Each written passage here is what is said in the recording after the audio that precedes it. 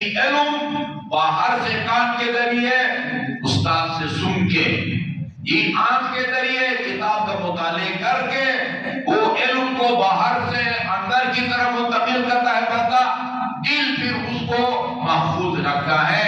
لیکن من اصبح للہ 40 صباحا، جو 40 دن خالصتاً للہ، یہ 1% سے کم بھی غیر خدا کی رضامندی جب اس کا خیال نہ ہو، اس کا علم باہر سے نہیں آتا۔ جرت الحکمت من قلبہ علی لسانہ، علم اور حکمت اس کے دل سے پھوٹ کے زبان پر جاری ہوتا ہے۔ امام زمانہ بلند کر صلوات اللہم صلی علی محمد و آل محمد۔ اس مکرمہ معظمہ کی اخلاص، اس کا کیا اندازہ لگا سکتے ہیں؟ یہ میرے پاس کتاب ہے، پتہ نہیں آج ہو سکتا ہے 100 سال پہلے چھپی ہے، کب چھپی ہے؟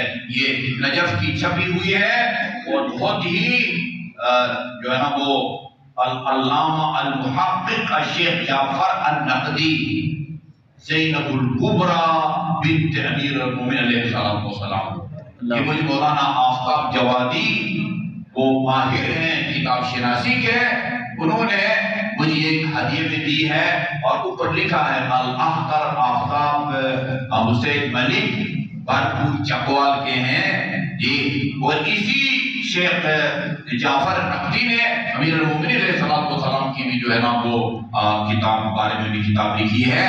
اس کے اندر بھی انہوں نے یہ اس روایت کو نقل کیا ہے کہ جناب زینب الکبریٰ کو امام حسین نے وصیت کی، وصیت لا تنسینی بصلاۃ اللیل، بہن زینب نماز شب میں بھائی کو فراموش نہ کرنا۔ واہ، بھائی جی سے یہ خواہش کرتے ہیں۔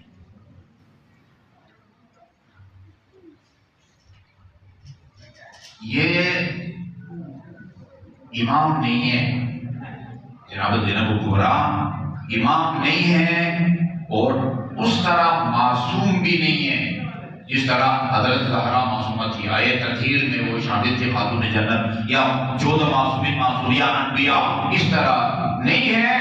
لیکن بہت ساری ہستیاں ایسی ہیں کہ جن کو ہم قرآن کی زبان میں معصوم نہیں کہہ سکتے، لیکن یہ ضرور کہہ سکتے ہیں کہ ان سے نہ کوئی گناہ کبیرہ سرزد ہوا ہے، نہ کوئی گناہ صغیرہ سرزد ہوا ہے۔